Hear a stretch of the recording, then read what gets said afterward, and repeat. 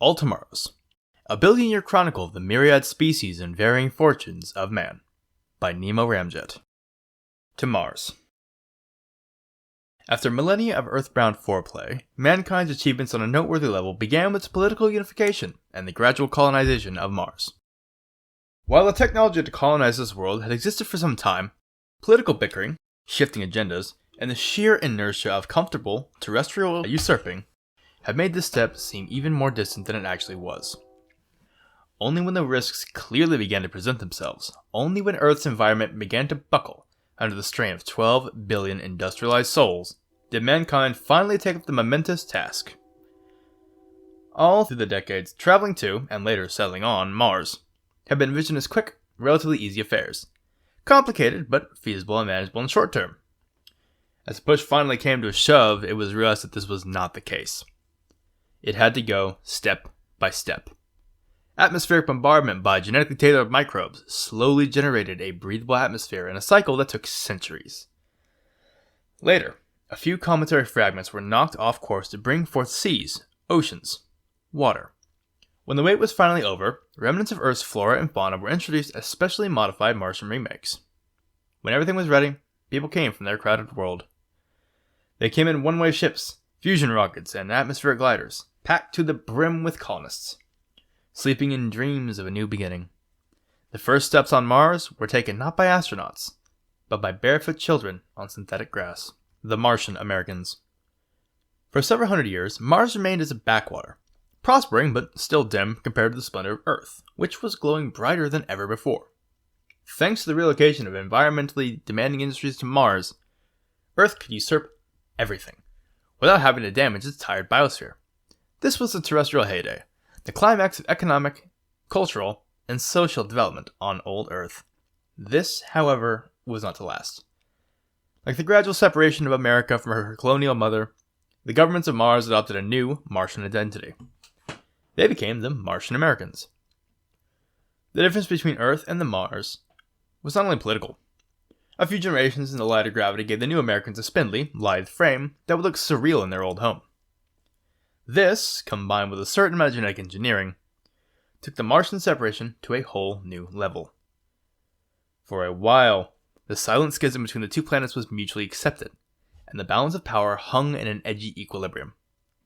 But the Terra-Martian standoff could not last forever.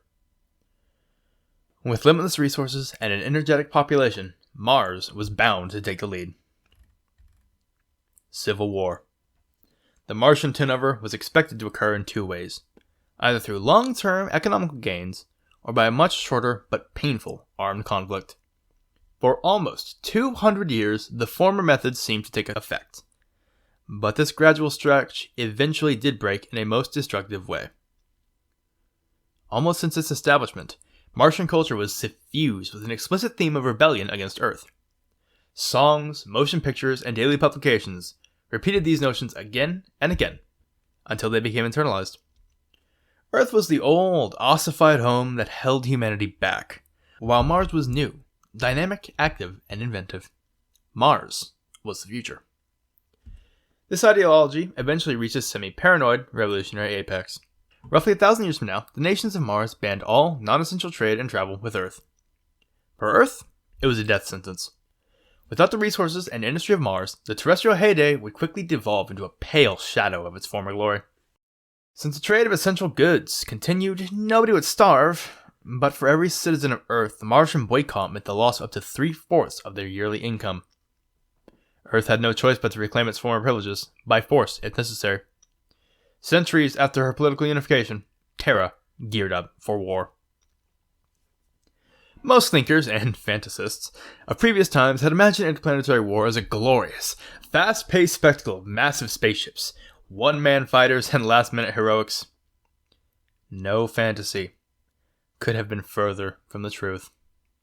War between planets was a slow, nerve-wracking series of precisely timed decisions that spelled destruction on biblical scales. Most of the time, the combatants never saw each other. Most of the time, the combatants were not there at all. War became a duel between complicated, autonomous machines programmed to maximize damage to the other side while trying to last a little longer. Such a conflict caused horrendous destruction on both sides. Phobos, one of Mars' moons, was shattered and rained down as meteorite hail. Earth received a polar impact that killed 1/3 of its population.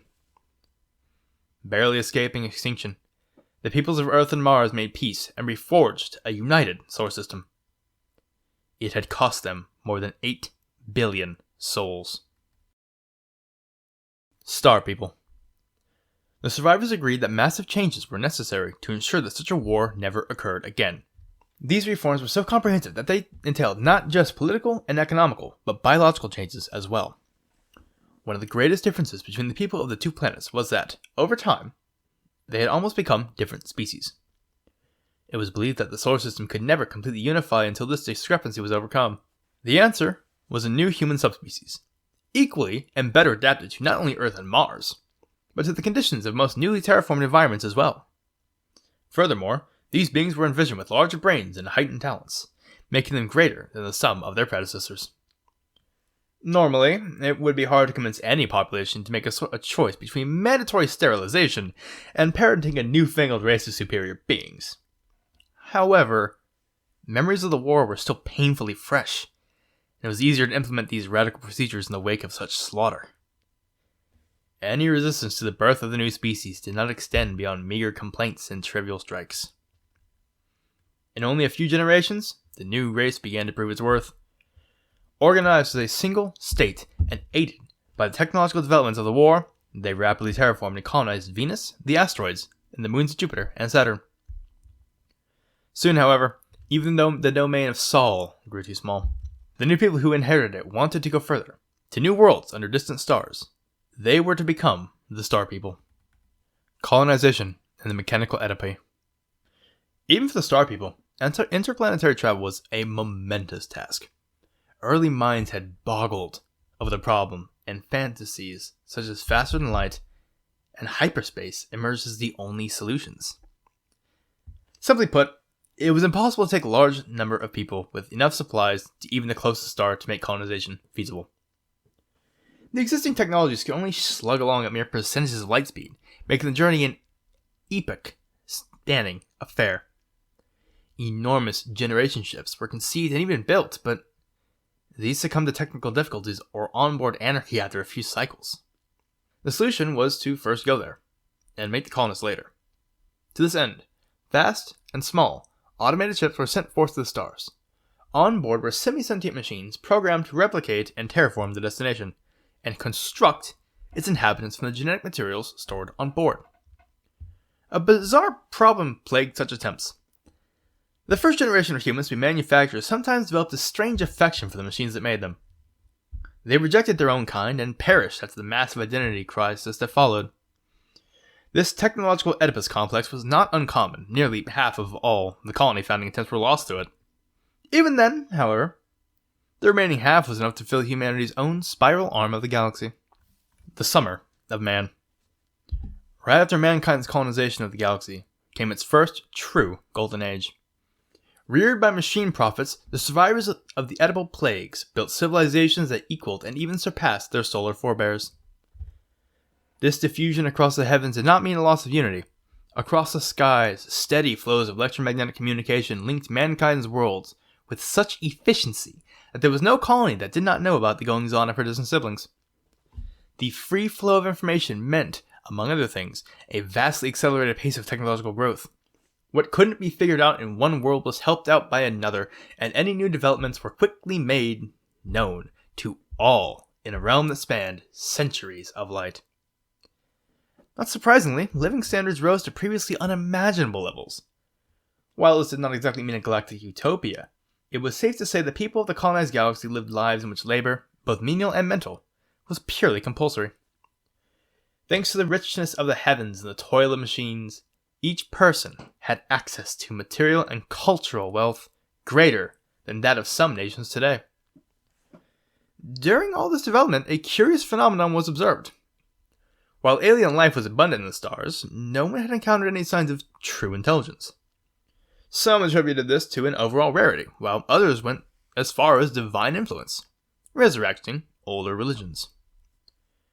Regardless of theorizing, one question went truly and utterly unanswered. What would really happen if mankind ever ran into his equals or superiors in space? An early warning. During those times, a small discovery of immense implications warned humanity that it might not be alone. On a newly colonized world, engineers had stumbled across the remains of a puzzling creature, considered so because it had every hallmark of terrestrial animals on an alien planet. Justifiably named Pandora, the colossal fossil belonged to a bird-like creature with enormous claws.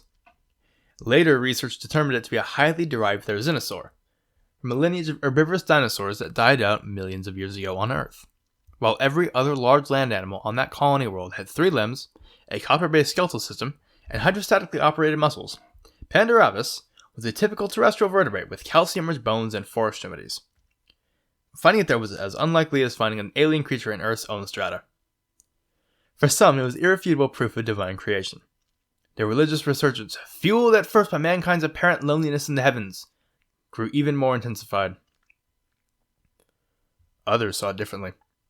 Pandora has shown humans and entities powerful enough to visit Earth, take animals from there, and adapt them to an alien world, or at large in the galaxy.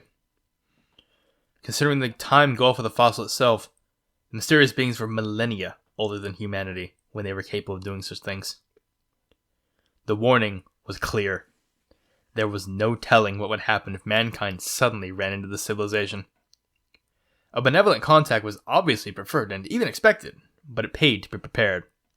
Silently, humanity once again began to build and stockpile weapons, this time of the interplanetary potency.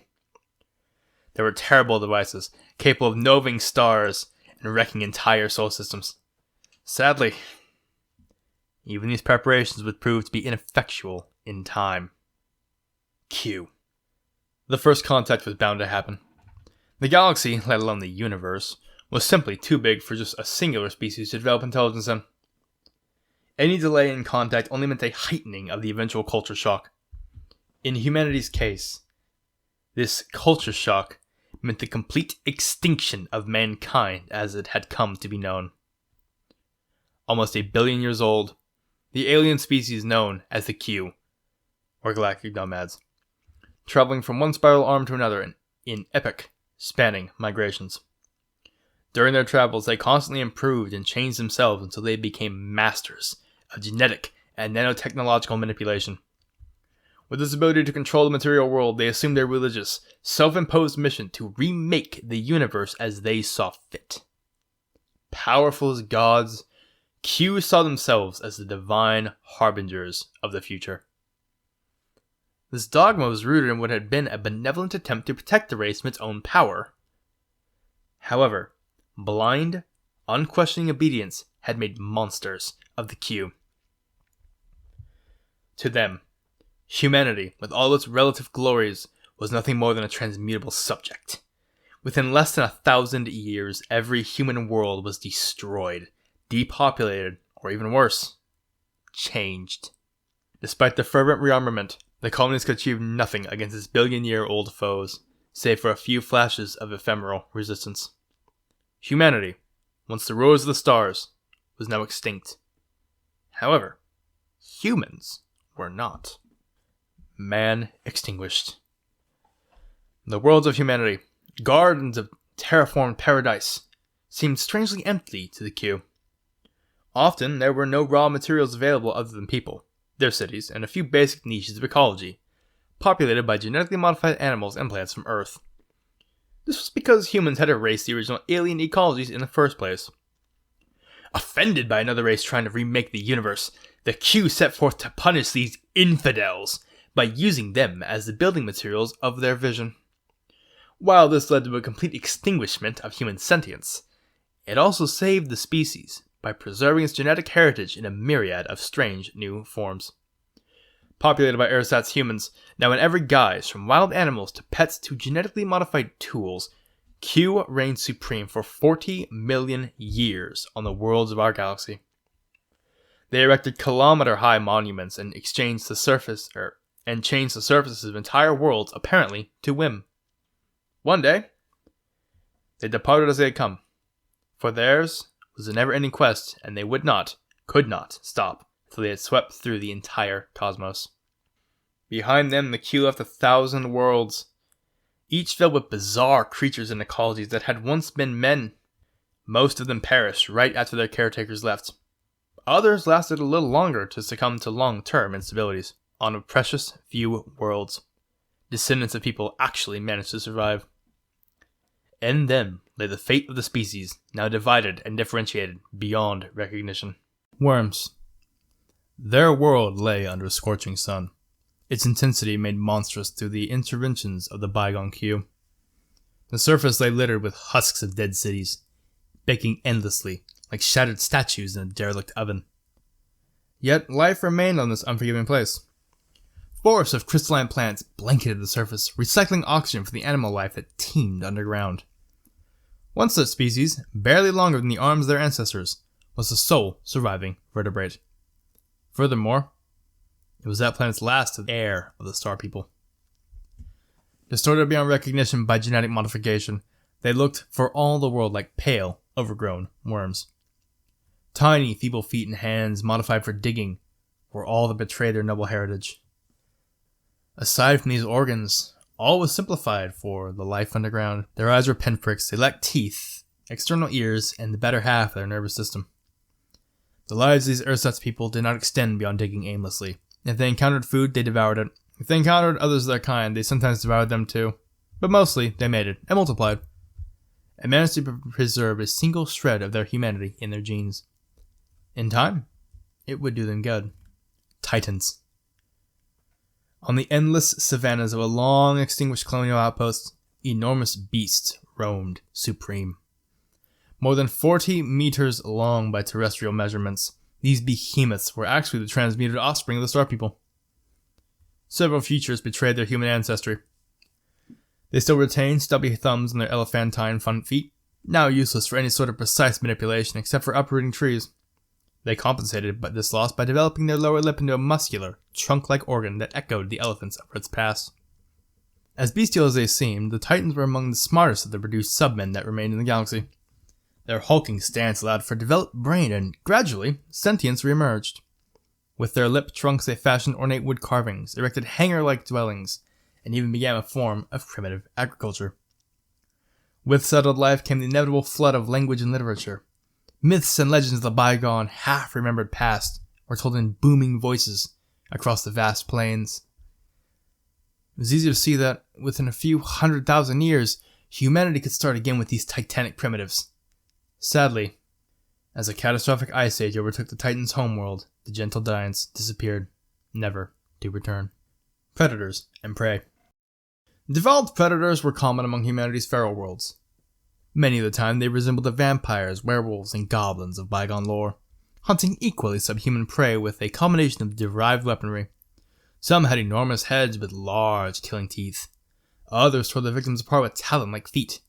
But the most common kinds bore modified fingers and thumbs, bristling with razor-sharp claws. The most efficient of these predators lived on one of mankind's first off-world colonies. In addition to paw-like hands with switchblade thumbs, they also had gaping, two-studded jaws and disproportionate heads with large, sensitive ears. All of these served to make them the dominant predators on their home planet. They ran the prairies, stalked the forests, and ranged through the mountains in pursuit of different people, herbivorous saltators with bird-like legs. While their prey lapsed into complete animosity, the hunters managed to keep the spark of intelligence alive in their evolutionary honing. Mantelopes. Not all devolved people lapsed into complete bestiality. Some held onto their minds, while losing all their physiological advantages to the genetic meddling of the queue. A singular species was the prime example. They had been bred as singers and memory retainers, acting much like living recorders during the reign of the queue. When their masters left, they barely survived, reverting into a quadrupedal stance and occupying a niche as grazing herd animals. This change was so abrupt that the newly evolved Mantelopes endured only due to the forgiving sterility of their artificial biosphere. The Mantelopes, equipped with full, if slightly numbed, human minds and completely disabled animal bodies, lived agonizing lives. They could see and understand the world around them, but due to their bodies they could do nothing to change it. For centuries, mournful herds roamed the plains, singing songs of desperation and loss. Entire religions and oral traditions were woven around this crippling racial disability, as dramatic and detailed as any on bygone Earth. Fortunately, the selective forces of evolution made their agony a short-lived one. Simply put, a brain was not advantageous to develop if it could not be put into good use. A dim-witted, half-minded Mantelope grew up faster than a smart one, and grazed just as efficiently. The Mantelope's animal children overtook them in less than 100,000 years, and their melancholic world fell silent for good. Nothing was sacred in the evolutionary process. Swimmers. Perhaps because their life cycle involved an aquatic larval stage, the Q had transmuted a large number of their human subjects into a bewildering array of aquatic creatures. Taken care of by specially bred attendants, these post-human water babies came in every shape and size imaginable.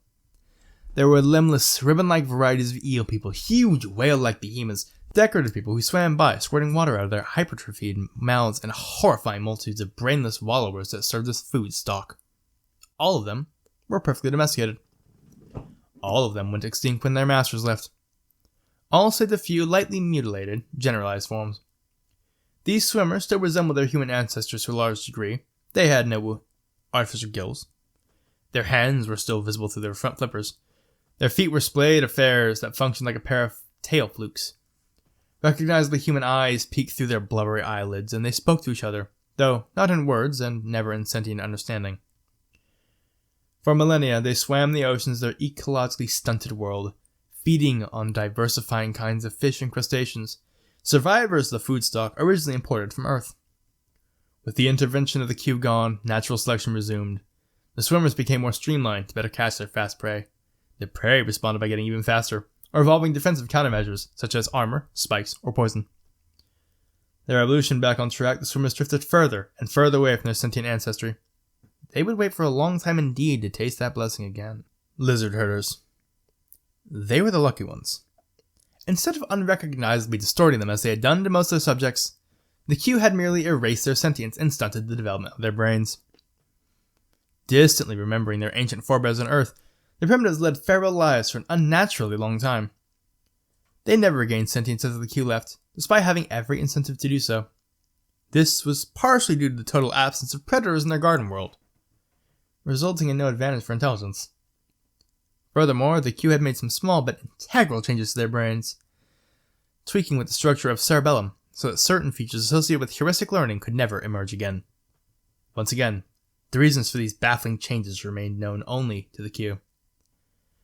The dumb people eventually settled in a symbiosis with some of the other creatures that inhabited their planet. They began to instinctively farm some large herbivorous reptiles, ancestors of which were brought from Earth as pets.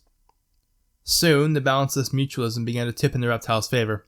The tropical climate of the planet gave them an inherent advantage, and they underwent a spectacular radiation of different species. They encountered no competition from the only large mammals on the planet, the brain-neutered descendants of the starfarers. Faced with a reptilian turnover, the only adaptation that the submarine could muster was to slip quietly into bestial oblivion.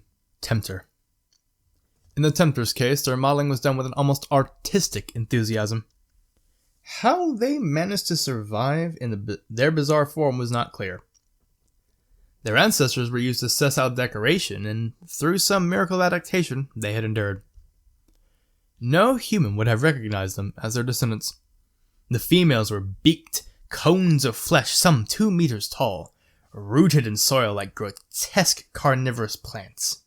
The males, on the other hand, resembled contorted, bipedal monkeys. Unlike their mates, they were perfectly ambulatory. Dozens of them ran around females' mounds like so many imps. Some would gather food, others would clean the females, whilst others would stand on guard for danger. Although their actions looked purposeful, the males had no will of their own. In Temptor societies, females controlled everything. Using a combination of vocal and pheromonal signals, they guided the masculine hordes into any number of menial tasks, while mating with the strongest, the most obedient, and the dumbest to produce even better drones. On certain periods, they would also give birth to a few precious females, who would be carried away by subservient males to root themselves.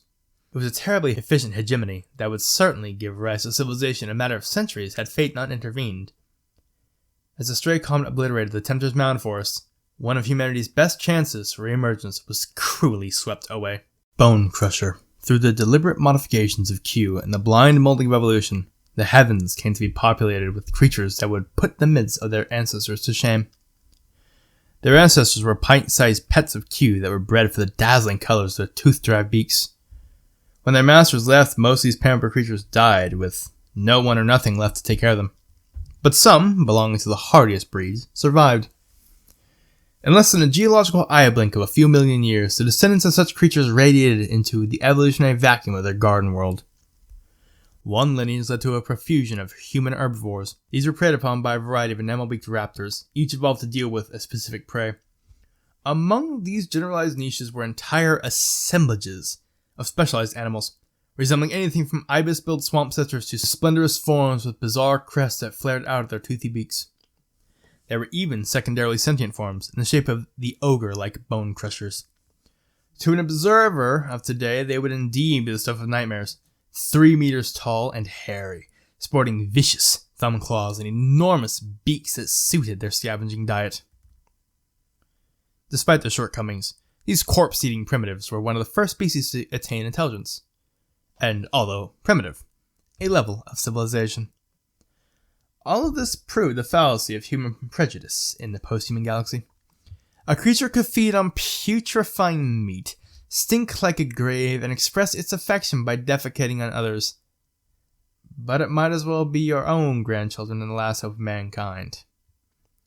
In eventuality, however, not even the bone crushers fulfilled this promise. Their dependency on carrion for food limited their populations severely, and their medieval civilizations crumbled after a few uneventful millennia. Colonials. Their world had given the toughest resistance against the Q onslaught. So tough, in fact, that they had turned back 2 successive waves of the invaders, only to succumb to the third. The Q, with their twisted sense of justice, wanted to make them pay. Even extinction would be too light a punishment for resisting these star gods. The humans of the rogue world needed a sentence that would remind them of their humiliation for generations to come. So they were made into disembodied cultures of skin and muscle, connected by a skimpy network of the most basic nerves. They were employed as living filtering devices, subsisting on the waste products of Q civilization like massive cancer cells. And just to witness and suffer their wretched fate, their eyes, together with their consciousness, were retained. For 14 million years they suffered. Generation after generation were born into the most miserable of lives, while absorbing the pain of all that they were going through. When the Q left, they hoped for a quick extinction, but their loneliness had also made them efficient survivors. Unchecked by the Q, the Colonials spread across the planet in quilt-like fields of human flesh. After an eternity of tortured lives, the human fields tasted something that could almost be described as hope. Flyers. They were not uncommon at all in the domain of the Q. At least a dozen worlds sported human-derived flying species of one kind or another. Most resembles the bats or the pterosaurs of the bygone past, dancing through the aether like angels, or demons, depending on the point of view. There were a few bizarre kinds that relied on swollen gas glands for flotation as well. Sadly, most of these creatures were already too specialized to be anything but flyers. They had forsaken their humanity for the conquest of the sky. They had little potential for further radiation beyond their limited roles. The only exception proved out to be a monkey-like species that flew on wing membranes stretched across the last 2 fingers. The advantage was a unique, turbine-like heart artificially developed during the regime of Q. No other human flyer in the galaxy had such an adaptation.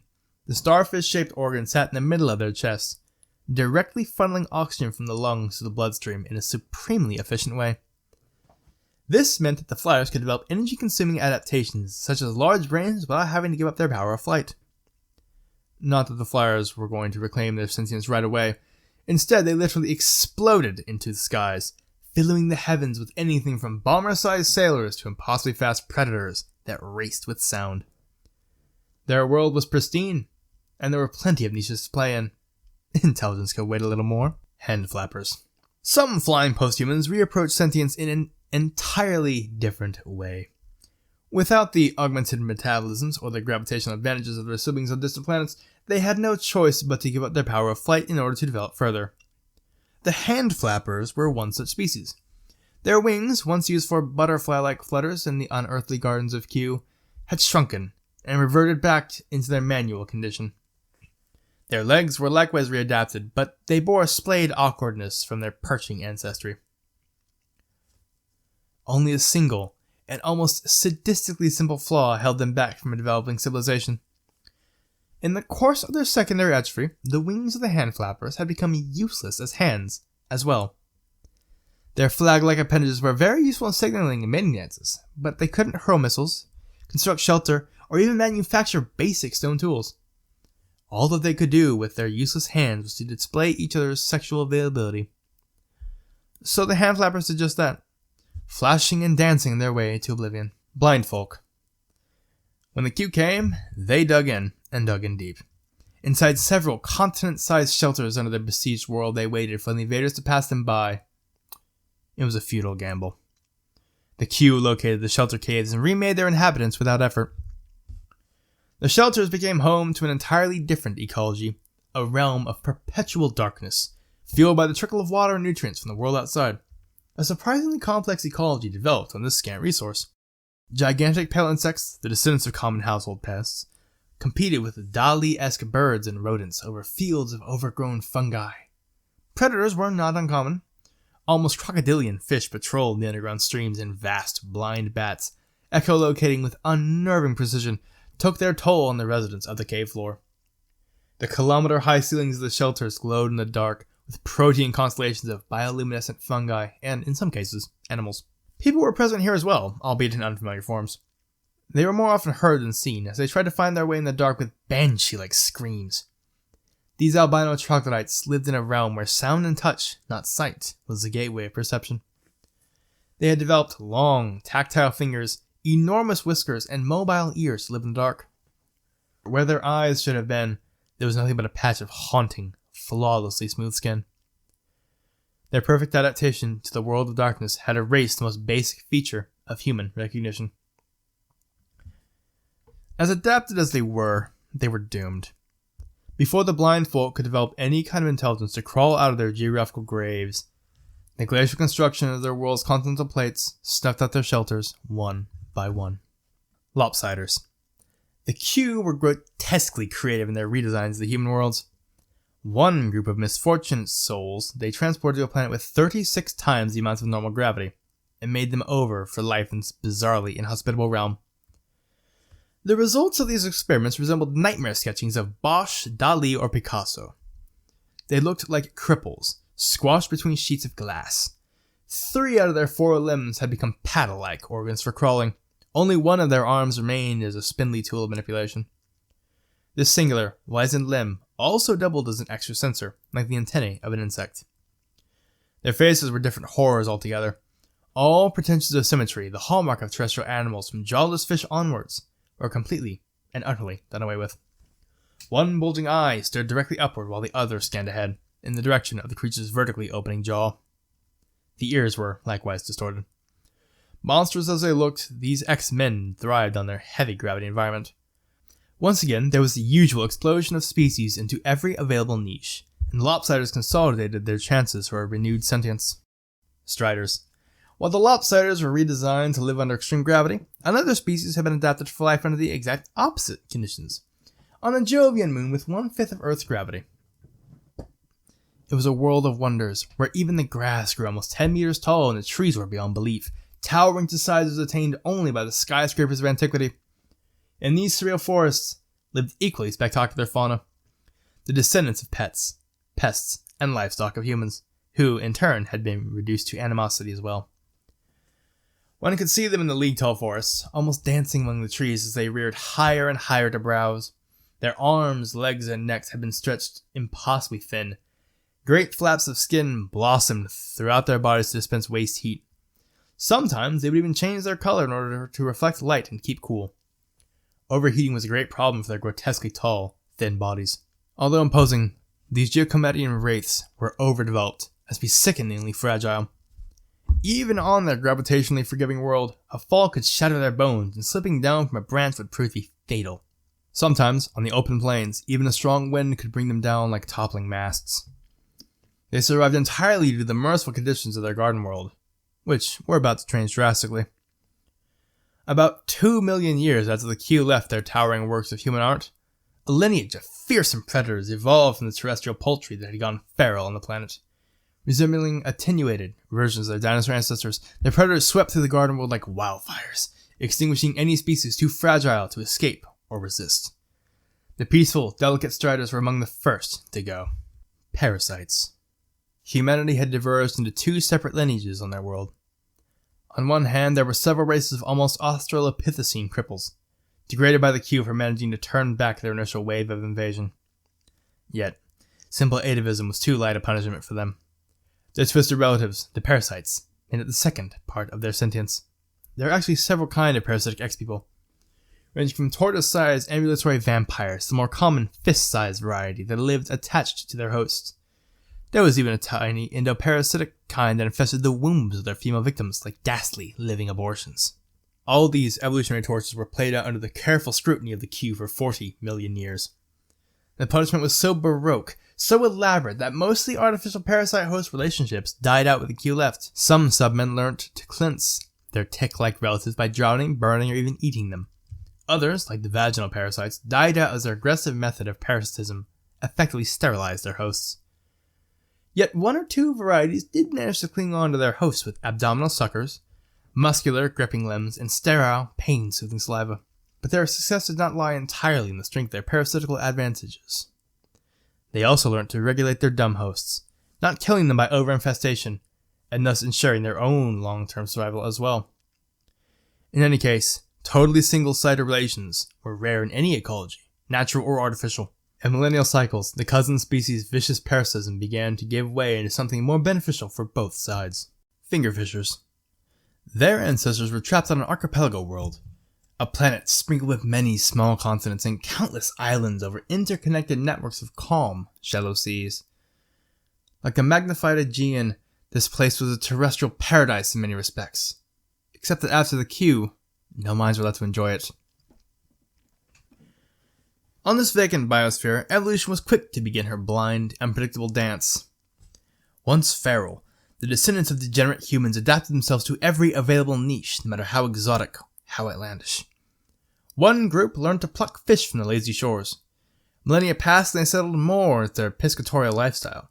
Elongated fingers became ambulatory fish hooks. Teeth, modified for generalized diet, became needle-like affairs, lined up neatly in a long, thin muzzle. In less than a few million years, the fingerfishers established themselves as a prominent lineage.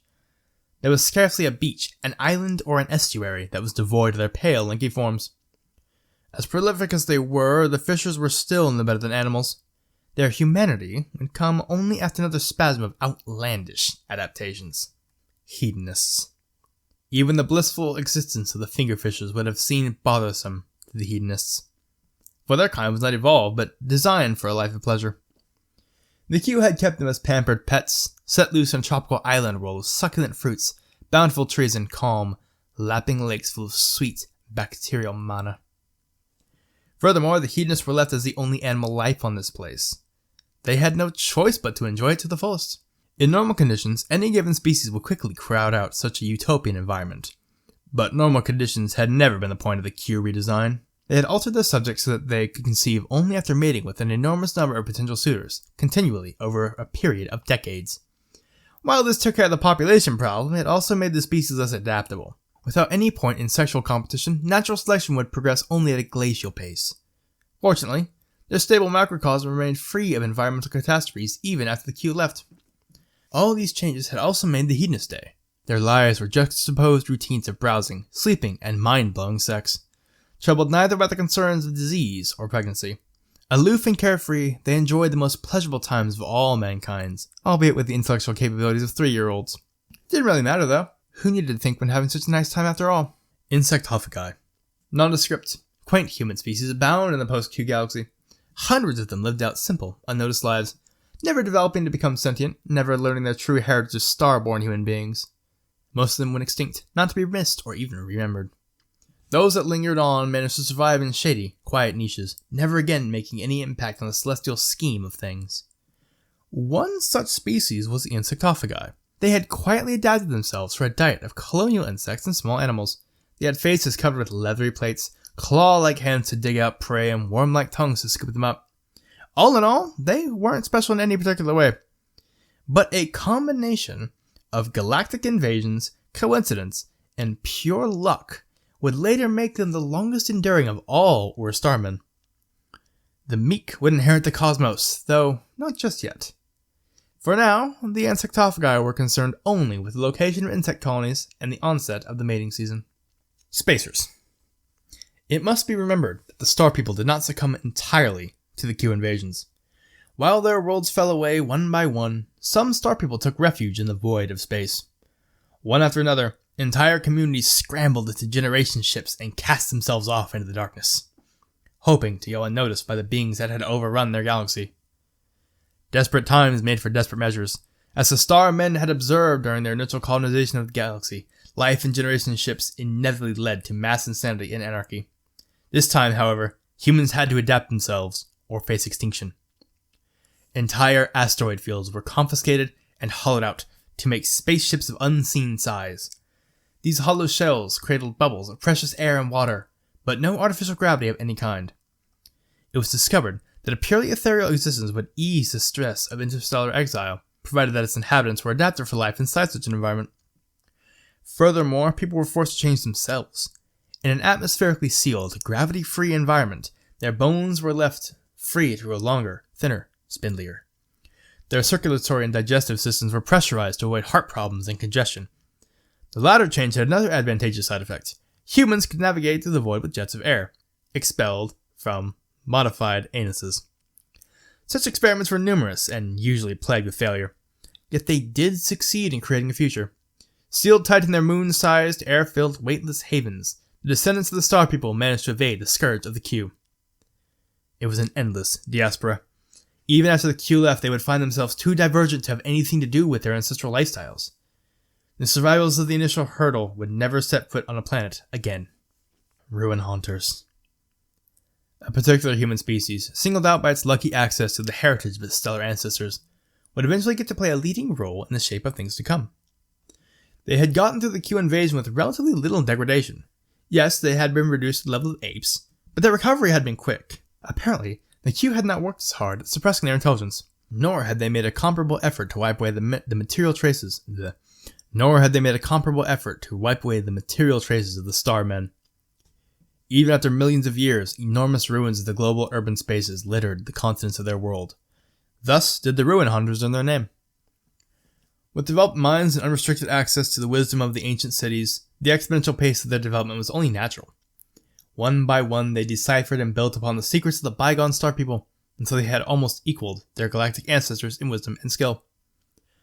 All of this development happened in an unnaturally short period of time, and sometimes the old technologies were not even understood as they were blindly replicated. Needless to say, such a pace of development put premature stresses on the social and political structures of the Ruin Haunters.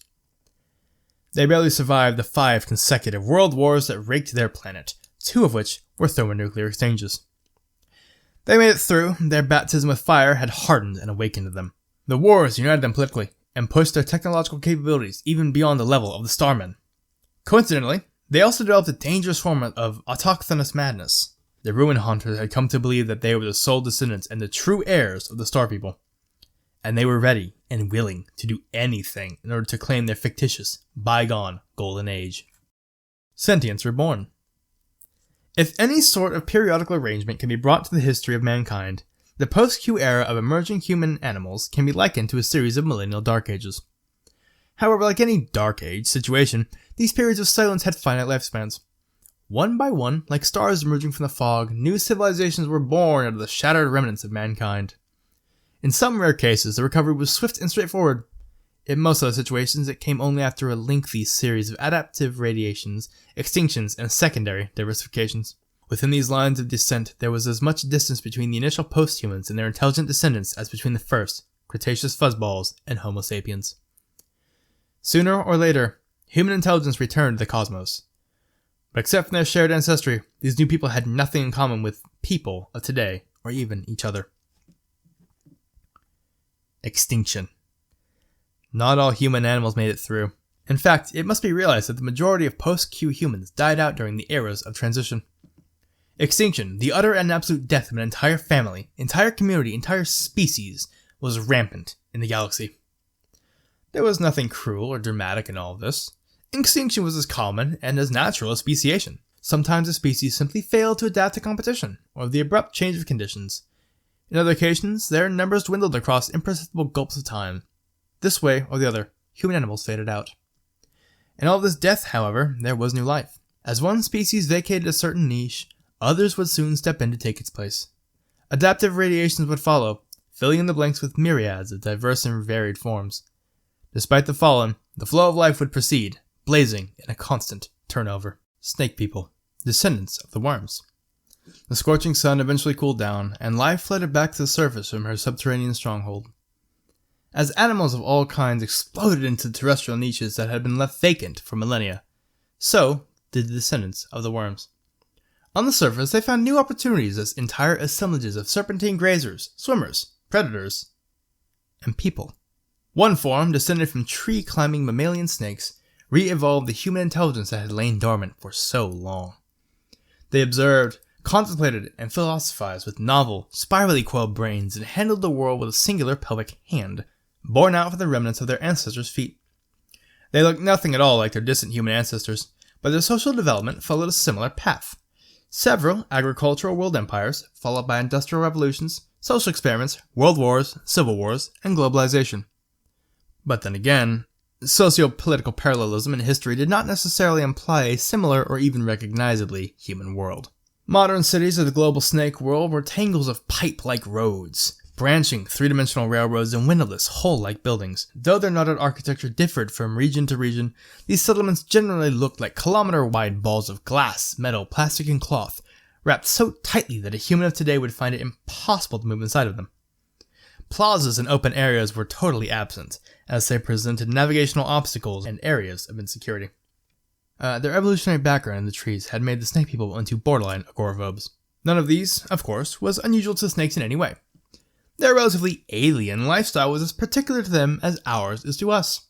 All across their world, the arterial cities throbbed with people, each with their own joys, sorrows, and chores, living out lives as human as any other intelligent beings. Killer folk, descendant of the human predators. The carnivores also rebounded in civilization. Their journey involved a series of changes during which they lost the adaptations that had allowed them to endure as top predators of their world. The saber teeth, once used for slashing through sinew and trachea, became fragile and thin, useful only as organs of social display. The hook-like thumb claws were also reduced, but not deleted. In their place, the last two digits rotated perpendicularly to become newfangled graspers. All of this gracility, however, did not mean weakness. Although they were no longer specialized for hunting, the killer folk could still kill with their bare hands, but only if they really wanted. What enormous claws and teeth could not do, they could easily achieve with bow, arrow, flintlock repeater, or gas rifle. Their descent from predators gave the killer folk a unique social profile. Almost all of their religions had rituals, allowing for periods of completely natural, animalistic hunts and duels. The necessity of venting these atavistic urges also led to the formation of religious hunter nobilities, privileged warriors who were skilled in the arts of hunting, war, and murder. Entire societies were assembled underneath these ruling classes. Orderly communities that erupted once every year into an orgy of death, sex, and prayer. For thousands of years, nomadic warriors, together with their vast herds of once human livestock, chased and battled each other across the chessboard of continents. All of this chaos was to be swept apart with the advent of modernity. In a development comparable to an industrial revolution, one nation pack of killers devised methods of settled, intensive factory farming, organized state structure, secularism, and technological leapfrogging were quick to follow. Needless to say, such developments polarized the world into bands of progressive, developed, factory herders, and increasingly fanatical hunting states. While one side condemned their old animal ways, the other side embraced them with blind zealotry. This was their crisis of modernity, the balkanization of the progressives and conservative factions on the road to global unity. Fortunately, the killers managed to pull themselves through, even after drifting dangerously close to global conflict at certain points. Tool breeders, descendants of the swimmers. They used to be simple creatures, descendants of a battered people that had taken to the sea. Their remote sapiens ancestors would have given such beings no chance of a sentient comeback, for they thought that technological advances were impossible in the fluid medium of the oceans. But the swimmers disproved such predictions by founding one of the most advanced and most outrageously alien cultures of the entire human lineage. Fire, the cornerstone of industrial engineering, was almost impossible to sustain and use underwater. But the breeders simply chose another path when complex toolmaking proved impractical. They began to breed their tools and machines for them. It had started long before the species was even intelligent. In the endless variety of life in the seas, the swimmers always adopted and controlled the organisms that were useful in some way. Once domesticated, these creatures were willingly or unintentionally modified through artificial selection and conditioning.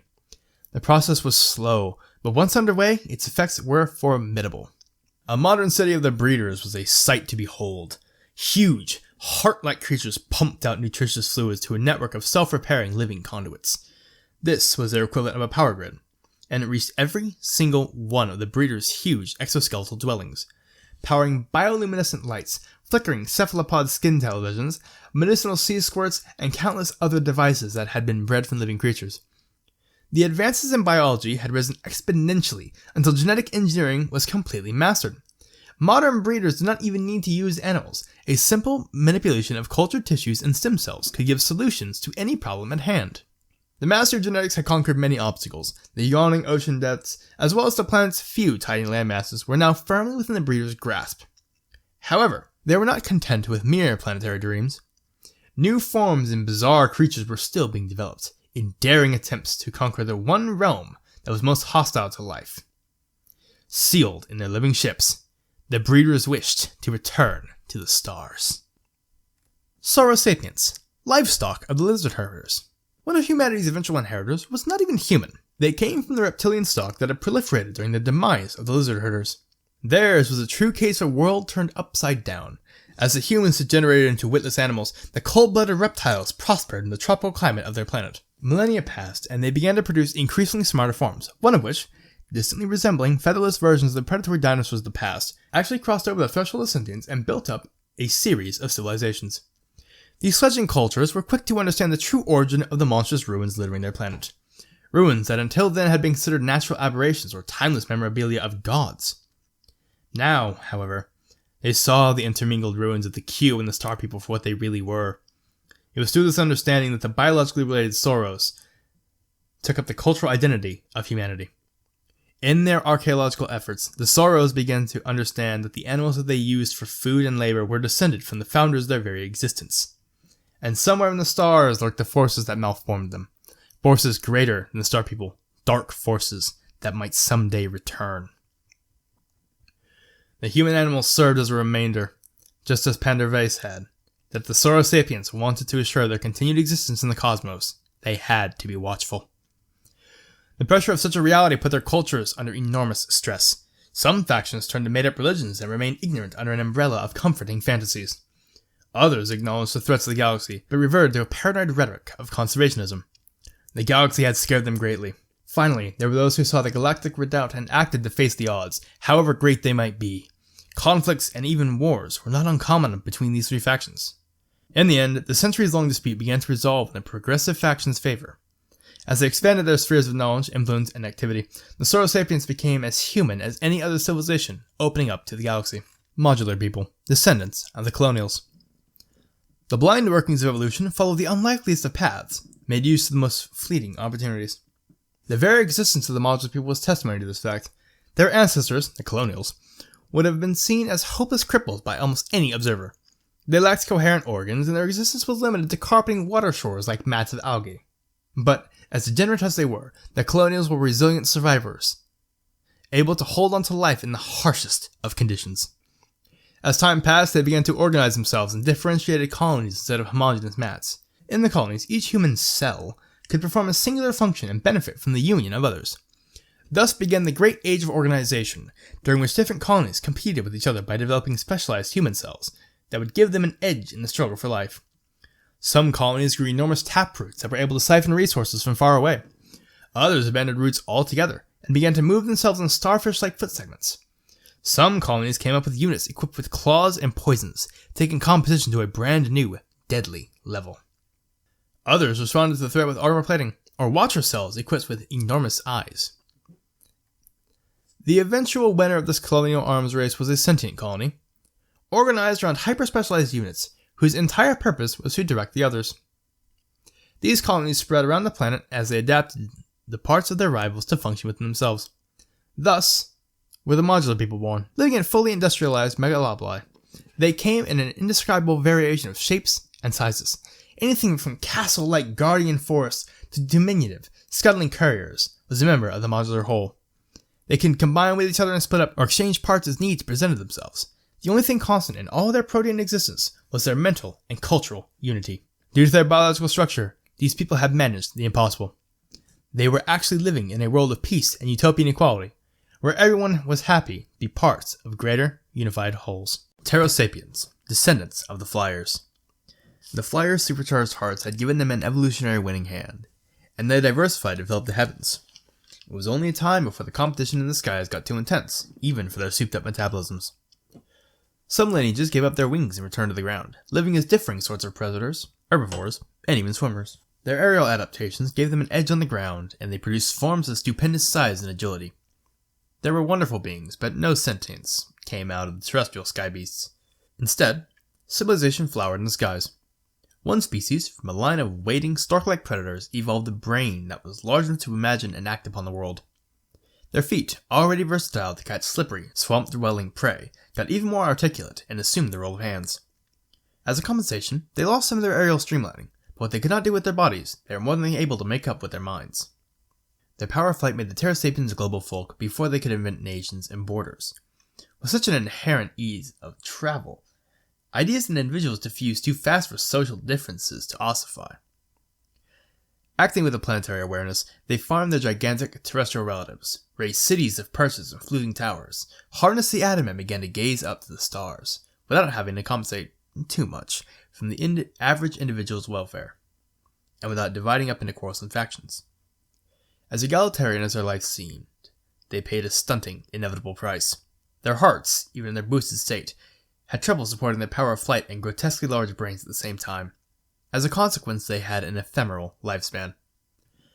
A Pterosapien was sexually mature at 2, middle-aged by 16, and usually dead by 23 years of our time. This grim cycle caused them to appreciate every moment of their existence dearly, and they pondered upon it with feverish intensity. A shelf of scrolls by Pterosapien philosophers would have been the envy of every human library in their cities. Life blazed away with unreal speed, rushing past to meet fleeting deadlines. As a species, the angelic flyers were victims of heart disease. Asymmetric people, descendants of the Lopsiders. Although controlled by gravity, the Lopsiders managed to regain their sentience and develop a civilization in a short few million years. Squat, pancake-like buildings spread all over their planet. These constructs looked like squashed bunkers, and they were never more than a few meters high. They did not seem like much, but such structures were entrances to underground homes, schools, hospitals, temples, universities, but also embassies, prisons, asylums, command centers, and arsenals. They lived strange lives, but the Lopsiders were human in all their virtues and evils. Thus, it was only natural for them to expand outwards and look for new frontiers to colonize. Fortunately, their solar system harbored other planets similar to the Lopsider homeworld in almost all respects. All respects except gravity. But they weren't willing to let such trivial details stop them. Throughout their history, humans had always risked changing themselves to preserve their future. It was a risky gamble, but it had paid off since the days of the Martian-Americans. But re-engineering the flattened lopsided body for a benign gravity was a monumental task indeed. Suffice it to say that the experiments took millennia to achieve even limited success. After countless attempts, the asymmetric people were born, or rather, made. Their bodies were changed considerably. What had been shovel-like toes to slither through the high-gravity dirt had become centipedal legs, and the singular, grasping hand was elongated to an extreme degree. Their grotesque faces had been inverted and turned upside down after reverting from a flounder-like existence. Twisted as they were, members of this new race enjoyed tremendous advantages over their flattened forefathers. The social development also paralleled that of the bygone Martian-Americans. Once again, there was a golden age, followed by increasing tensions and interplanetary war.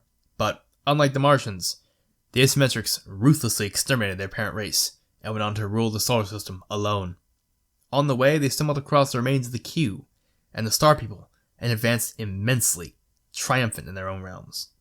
They returned to the heavens for further exploits. Symbiotes, descendants of the Parasites. As time passed, the relationships between the parasites and their hosts got connected to such a degree that it began to involve a cooperation of the individuals. These were no longer single-sided relationships. In exchange for the host's nutritious blood, the parasites offered their heightened senses as early warning against predators and other hazards.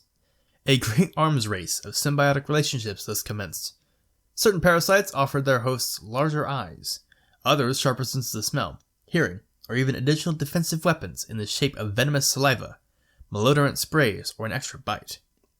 The hosts returned the favor with longer running legs, stronger bodies, and specialized ergonomic nesting sites rich in blood vessels and covered in insulating fur.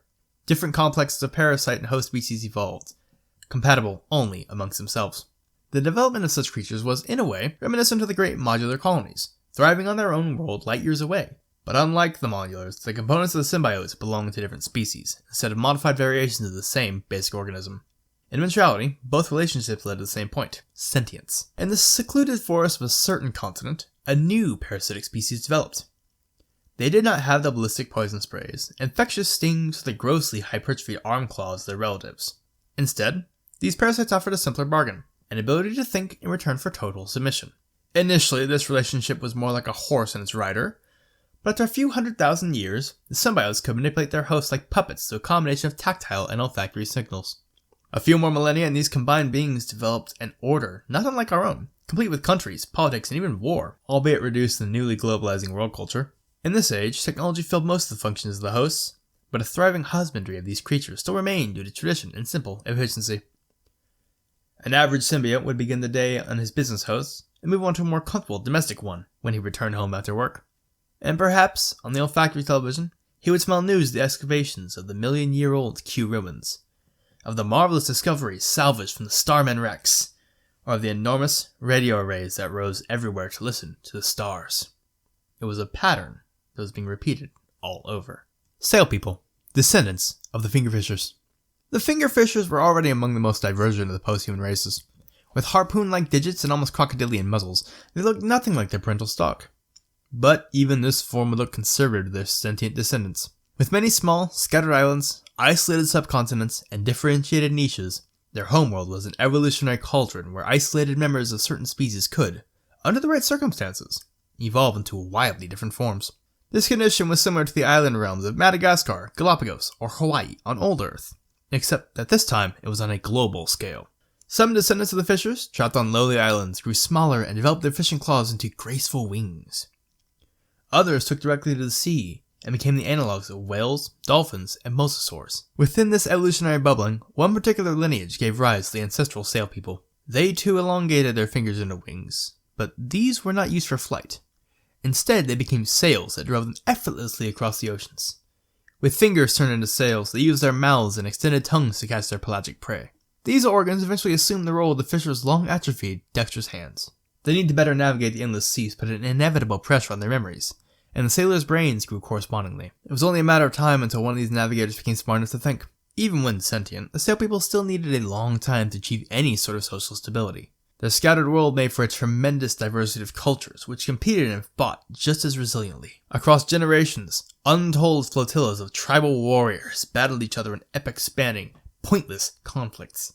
Nomadic warriors and pirate societies inevitably came into being, prolonging the uncontrollable cycle of violence. Only when a certain warrior tribe developed warfare on an industrial scale, and the state society needed to support it, and then, only when this notion of modernity gave rise to an idea of peace did the sail people finally manage to unify. Generations of blood had stained the oceans for far too long. Satyriacs, descendants of the Hedonists. Their pleasure-drenched existence, locked between their static paradise world and their inherently slow-paced revolution, seemed immune to change.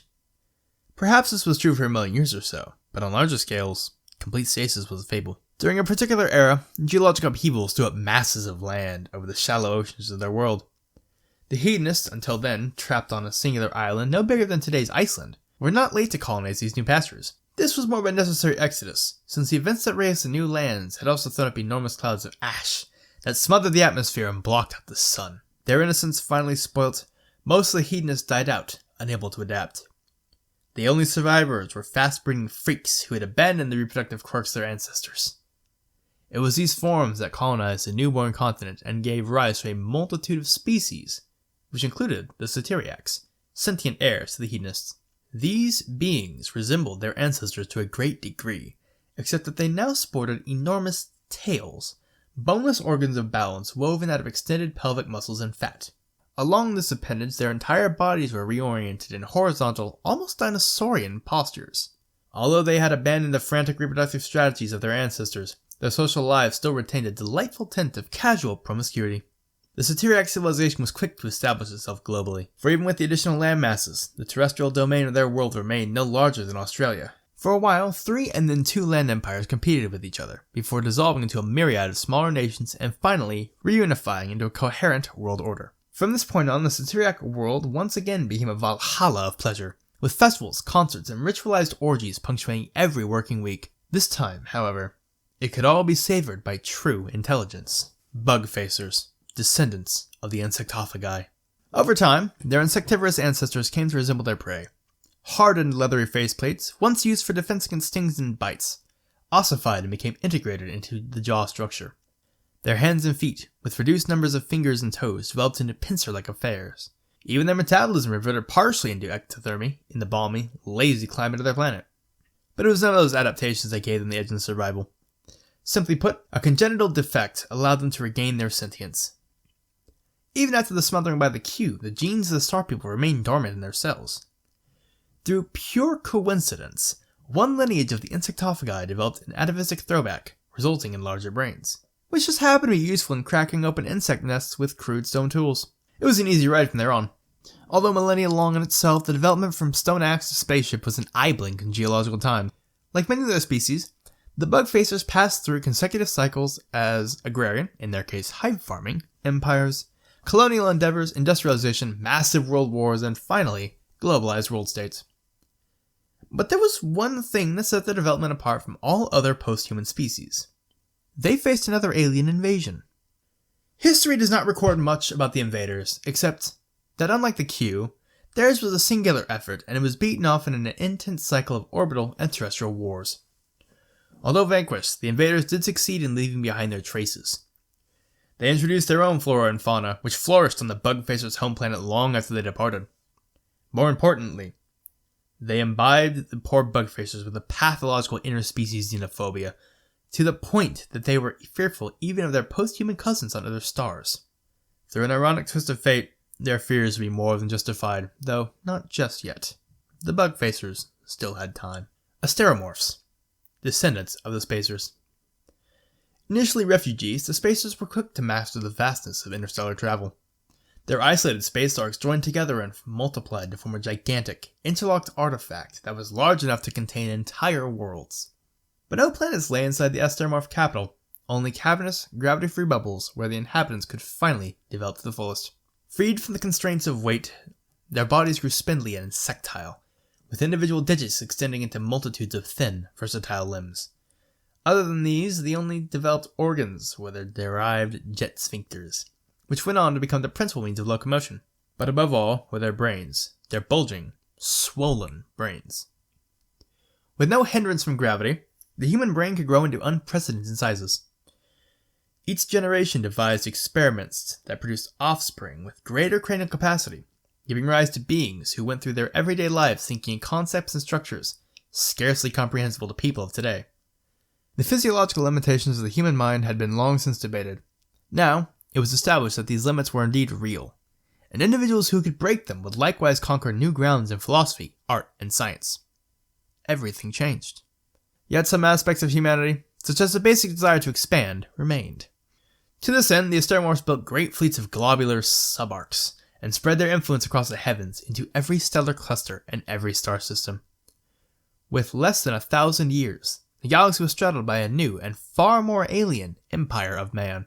Strangely enough, its dominion included none of the newly emerging post-human species, for its masters had completely lost interest in planets, those stunting, gravity-chained balls of dirt and ice. The newborn arcs settled comfortably in the outer rims of star systems, quietly observing the lives of their struggling relatives.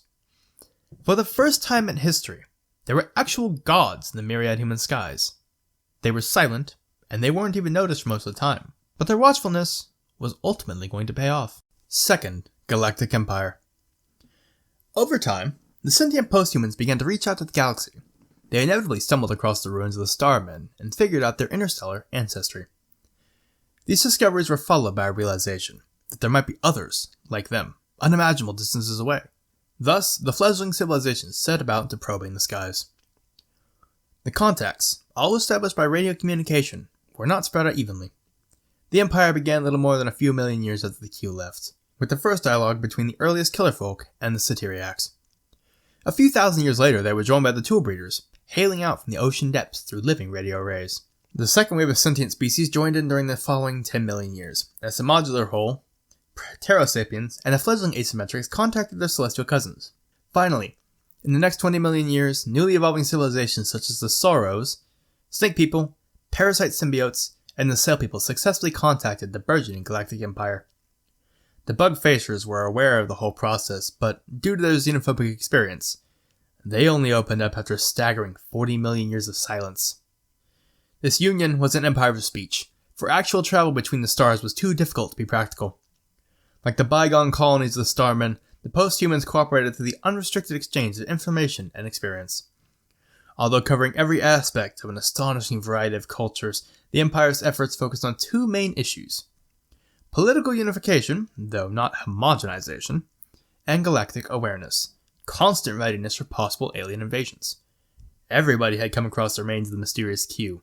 Nobody wanted a repeat of the same scenario. When the Second Empire ran into the Asteromorphs, who had silently saturated the galaxy with their own empire of man, they feared the worst. But luckily for them, the godlike beings were not interested in the Second Empire, nor any of its world. The Asteromorphs were given a wide berth and accepted as they were, incomprehensible, omnipotent forces of nature. This coordinated effort lasted for almost 80 million years, during which its member species attained previously unimaginable levels of culture, welfare, and technology. Each species colonized a few dozen worlds of their own, in which nations, cultures, and individuals lived to the fullest potentials of their existence. Needless to say, all of this was possible only through constant communication and a total openness to the galaxy. Most communities took this for granted and dutifully participated in the galactic dialogues. But there were others, silent, darkened beings who refused to join in. Through them would come the ruin of the Empire. Gravitals, descendants of the Ruin Haunters. After the lesson of the Q, the Second Galactic Empire kept a constant watch against alien invasion. Ironically, they neglected to look amongst themselves. The second great invasion of the galaxy came not from outside, but from within. The Ruin Haunters, who were lucky enough to inherit the secrets of the Starmen and Q, when other species were mere animals, had experienced a tremendous advance in technological prowess. All in all, they were sophisticated as, if not more, than the Asteromorphs of the Void. But their ascendancy was not a sane one. Recall that most Ruin Haunters were already deranged with a twisted assumption of being the sole inheritors of Starmen. They refused to communicate with their relatives on other planets and kept to their own affairs. This neurotic hubris assumed truly dangerous proportions after the Ruin Haunters modified themselves. The origin of this modification lay in an earlier catastrophe. The Ruin Haunter's sun was undergoing a rapid phase of expansion, and the species, advanced as it was, could do nothing to stop the process. So the Haunters did the next best thing, and changed their bodies. The infernal conditions of the solar expansion meant that a biological reconstruction was totally out of the question. Thus, the Haunters replaced their bodies with machines, floating spheres of metal that moved and molded their environment through subtle manipulations of gravity fields.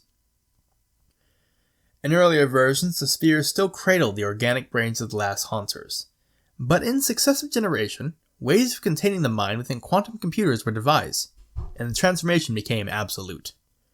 The Ruin Haunters were replaced by the completely mechanical Gravital. While not even organic, the Gravitals still retained their human dreams, human ambitions, and human delusions of grandeur. This, combined with mechanical bodies that allowed them to cross space with ease, made interstellar war a frightening possibility. Machine invasion. It took a long time for the Gravitals to prepare. Propulsion systems were perfected and new bodies capable of withstanding the interstellar jumps were devised. But when they finally decided that the time was nigh, nothing survived the slaughter. The invasions followed a brutally simple plan. The target world's suns were blockaded, and their light was trapped behind specially constructed million-mile sails. If the dying worlds managed to resist, an asteroid or two finished them off. Enormous invasion fleets were built, but it was rarely necessary to deploy them. The machines had caught their cousins completely off guard. The Great Dyings, all of which occurred in a relatively quick 10,000-year period, stretched the boundaries of genocide and horror. Almost all of the new human species, unique beings who had endured mass extinctions, navigated evolutionary knife edges, and survived to build worlds of their own, vanished without a trace. Even the Q had been loyal to life. They had distorted and subjugated their victims, but in the end they had allowed them to survive. To the machines, however, life was a luxury. Such thorough ruthlessness was not, ironically, born out of any kind of actual hatred. The Gravital, long accustomed to their mechanical bodies, simply did not acknowledge the life of their organic cousins. When this apathy was mixed with their unsane claims as the sole heirs of the Starmen, the extinctions were carried out with the banality of, say, an engineer tearing down an abandoned building. Under the reign of the machines, the galaxy entered a brand new dark age. When considering the invasion, the machine invasion brought on the greatest wave of extinctions the galaxy had ever seen, for it was not a simple act of war by one species against another, but a systematized destruction of life itself. When considering such a vast event, it is easy to get lost in romantic delusions. It is almost as easy to write off the Gravital as evil, as it is to consider the entire episode as a nihilistic, end-of-everything kind of scenario. Both of these approaches are, as they would be in any historical situation, monumental fallacies. To begin with, the Gravitals were not evil, at least not to their own perception. These beings, although mechanical, still lived their lives as individuals and operated inside coherent societies. They had surrendered their organic heritage, but their minds were not the cold, calculating engines of true machines. Even after giving orders that would destroy 1 billion souls, the Gravital would have a home to go to, and, as incredible as it might sound, a family and a circle of friends towards which it felt genuine affection. Despite being endowed with compassion, their harsh treatment of the organics was the result of, as mentioned before, a simple inability to understand their right to live. Furthermore, the Gravital did not constitute a singular, indivisible whole whose entire purpose was to wreck the universe. True, their technological advancement had allowed them to form a pan-galactic entity, but within itself the machine empire was divided into political factions and even religious faiths. Superimposed over these fault lines were the daily lives and personal affairs of families and individuals.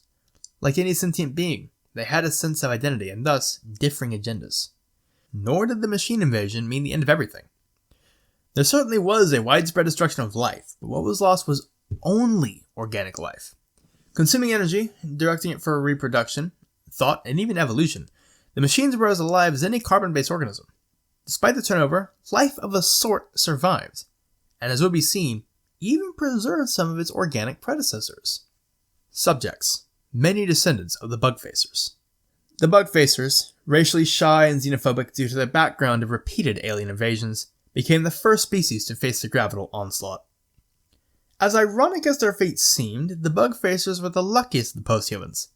Instead of being exterminated like the rest of their cousins, they survived as the only organic beings in the machine empire.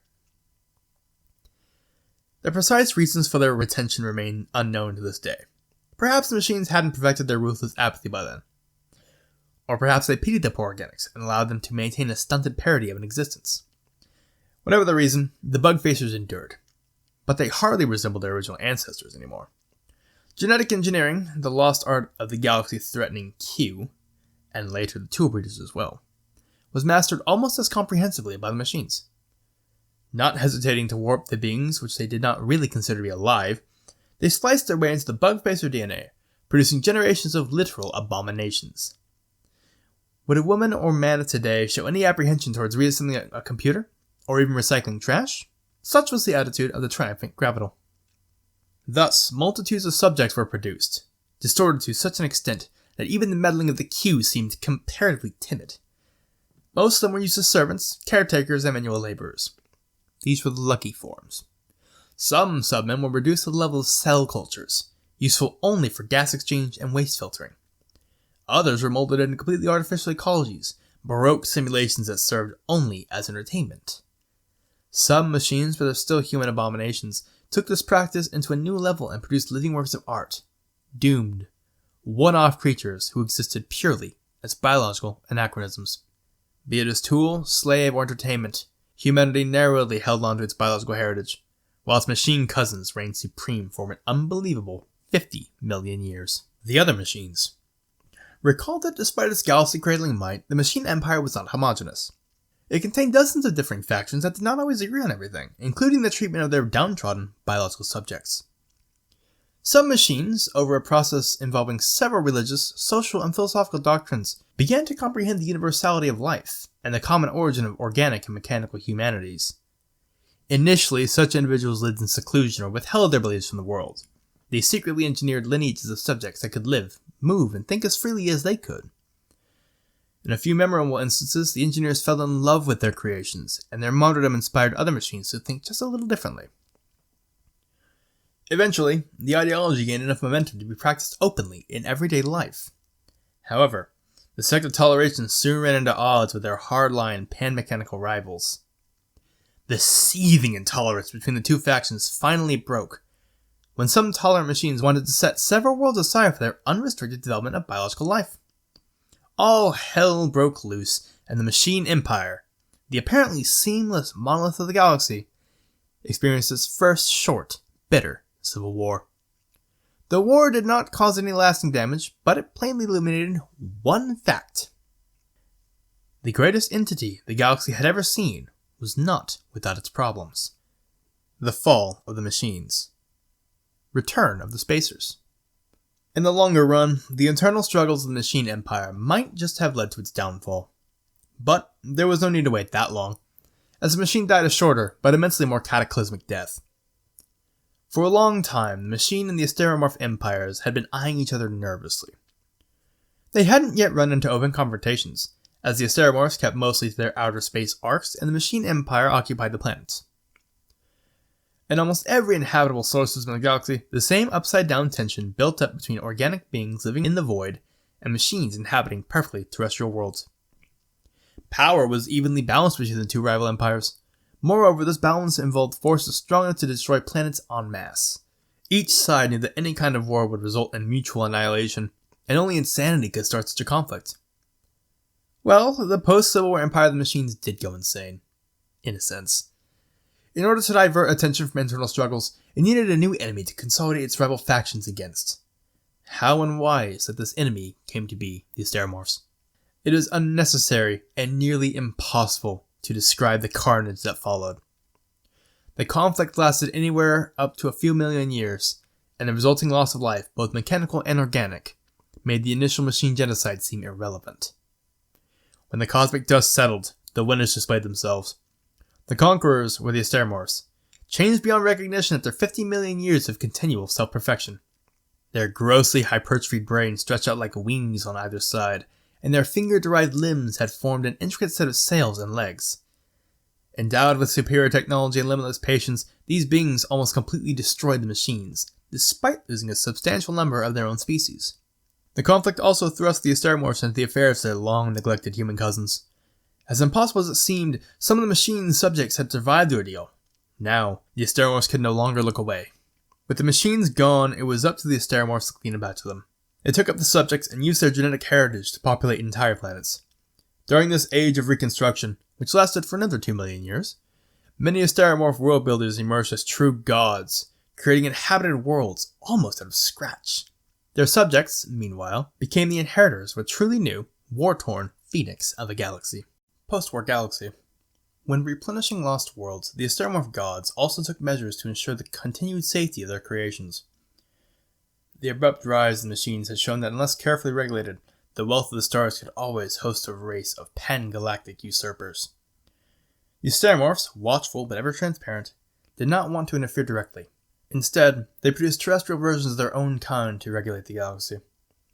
They adapted their delicate, ethereal fingers into spidery limbs, and shrunk their brains considerably to readjust to the rigors of gravity. The resulting sideline was stunted by Asteromorph standards, but it still produced demigods in every sense of the word. These beings, known as the terrestrial spacers, or simply the terrestrials, nurtured and controlled the development of the post-war civilizations on many planets. They acted as caretakers, prophets, kings, and emperors, but also as grim reapers, as the occasion dictated. The endeavor did not always proceed as smoothly as planned, of course. Most of the time, the newborn races refused to heed their mentors, and in several cases even rebelled against them. Needless to say, this crime was always punished with a swift extinction. Furthermore, even the terrestrials grew corrupted. Instead of offering guidance, terrestrials on many planets simply played God, weaving contrived religions around themselves to shamelessly exploit their subjects. It was not ethical or even productive, but this method seemed to guarantee more stability than actually trying to bring up the new races. This way or another, organic sentience reclaimed its dominance in the galaxy. The new empire, managed by terrestrials, populated by the myriad descendants of the subjects, and overseen ultimately by the omniscient Asteromorphs, achieved greater progress and a longer-lasting calm in the galaxy than all its predecessors combined. The new machines. Long after their fall from grace, the machines still clung on to existence. During the initial aftermath of the war, the Asteromorphs had planned to exterminate every last one of them, only to discover that the machines were simply too useful to destroy. For millions of years, they had perfected the interface between mind and machine to such an extent that they could live and operate in most inhospitable conditions. Such beings, deprived of their galaxy-straddling power, would make invaluable contributions to research and exploration in the new empire. There was a sense of poetic justice in all of this. The machines, who once distorted biological life forms to their whim, were finally treated to a similar fate. To begin with, the Asteromorphs completely scrapped their ability of self-contained gravitational manipulation, the very force that had rendered them invulnerable in the first place. They were given finite lifespans and slightly numbed imaginations, so that history would not repeat itself. The degradatory nature of these changes, however, did not imply an overall regression. Unlike their ancestors, the new machines were endowed with nanotechnological bodies that could remodel themselves continually, which meant that they could come in every shape and size imaginable, and then some that could not. A machine citizen could live for some time in the void of the space, conducting research, and then transform into a completely different body plan for a holiday on a cometary halo, tropical jungle, or methane ocean. He or she would also make the trip personally by growing temporary hyperdrives and ramjet engines. Despite their breathtaking versatility, the machines were never as common or prominent. Even after completely accepting their role as lowly citizens of the new empire, the greatest wars in conceivable history had ingrained the organics with too deep a mistrust of their mechanical neighbors, and the new machines were always treated with a degree of discrimination. The sins of their fathers had come to shackle this most splendorous of all human species. Second contact. With successive waves of machine-aided discovery and colonization, the new empire grew exponentially. Such was the growth of wealth and progress that its description would need the use of concepts that remain unexplored today. To talk with a man of today about the comings and goings of the new empire would be akin to giving lectures of 20th century geopolitics to a hunter-gatherer. This magnificent entity was not blind to the universe around it. It tuned in its eyes, ears, and sensors and probed the events of the surrounding galaxies. The new Galactic suspected that the surrounding nebulae might also have their indigenous folk, and it was wise to contact them before a misunderstanding or conflict could occur. On a darker side, these observations also served as lookouts for potential invaders. Even then, the memory of the Q was not forgotten. The discovery was eventually made. One of the neighboring galaxies was showing patterns of activity that were unmistakable signs of a sentient organization. Some thinkers reveled in the discovery of a new civilization, while others feared a return of the Q. Fortunately, this second encounter with an alien species proved to be a peaceful one. Perhaps the intelligences of both galaxies were finally mature enough to meet without quarreling. The other galaxy was dominated by connected unions of differing beings, presided over by various beings of amphicephali. Bizarre creatures that resembled giant snakes with heads on both ends, one of which bore a secondary, retractile body that they would use to interact with the world. Apparently, they had undergone alternating series of regressions, evolutionary radiations, and self-imposed genetic makeovers, just as humanity had. With all of their wild difference, the amphicephali were welcome. They were the first, but surely not the last. Earth Rediscovered. The purpose of this work is not to describe the limitless progress that followed the cross-galactic contact. One could go indefinitely, chronicling how the United Galaxies re-encountered and subdued the Q, how they cradled their suns with artificial shells, multiplying their inhabitable zones a billionfold, how they crisscrossed interstellar space with wormholes and made travel a thing of the past. Ultimately, descendants of those beings even conquered time itself, prolonging the existence of their minds indefinitely via rejuvenating technologies.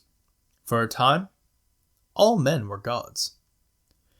But from your vantage point, one discovery truly stood out in this orgy of advance. Compared with gargantuan achievements like the taming of space and the construction of the star's shells, it was a mere blip. A revelation of long-forgotten trivia. This was the rediscovery of Earth, the birthplace of humanity, where the omnipresent Asteromorph, the star-gliding machine, and the millions of humble, resident races could all trace their origins. It was made quietly, by a singular researcher combing the vestiges of forgotten history, decade after decade. Millions of years of wars, invasions, and extinctions had buried the evidence thoroughly and comprehensively. When she finally came across irrefutable evidence, nobody was around to celebrate. That would come later. Return. The discovery sparked a certain amount of interest, though nowhere near as much as other breakthroughs had. To most humans of the cosmos, their ancestral birthplace was simply an interesting piece of information. A piece of trivia which they had lost all ties. Still, a ship was sent forth. And it landed without ceremony, for now there was no intelligence left on Earth. Too far away from the main centers of population, it had been completely ignored, gone stagnant and feral, but still, it was home. When the explorer stepped out, human feet trod on old Earth once more. After an absence of 560 million years, mankind was back home. All tomorrows. I must conclude my words with a confession. Mankind, the very species which I've been chronicling, from its terrestrial infancy to its domination of the galaxies, is extinct. All of the beings which you saw in the preceding pages, from the lowly worm to the wind-riding sail people, from the megalomaniac Gravital to the ultimate galactic citizens, lie a billion years dead. We are only beginning to piece the story together. What you read was our best approximation of the truth. Why did they disappear? Perhaps it was a final, unimaginable war of annihilation, one that transcended the very meaning of conflict. Perhaps it was a gradual breakup of the United Galaxies, and every race facing their private end slowly afterwards. Or perhaps, the wildest theory suggests, it was a mass migration to another plane of existence. A journey into somewhere, sometime, something else. But the bottom line is, we honestly don't know. Ultimately, however, what happened to humanity does not matter. Like every other story, it was a temporary one. Indeed long, but ultimately ephemeral. It did not have a coherent ending, but then again it did not need to. The tale of humanity was never its ultimate domination of 1,000 galaxies or its mysterious exit into the unknown. The essence of being human was none of that. Instead, it lay in the radio conversations of the still human machines, in the daily lives of the bizarrely twisted bug-facers, in the endless love songs of the carefree hedonists, the rebellious demonstrations of the first true Martians, and, in a way, the very life you lead at this moment. Many throughout history were unaware of this most basic fact. The Q, in dreams of an ideal future, distorted the worlds they came across.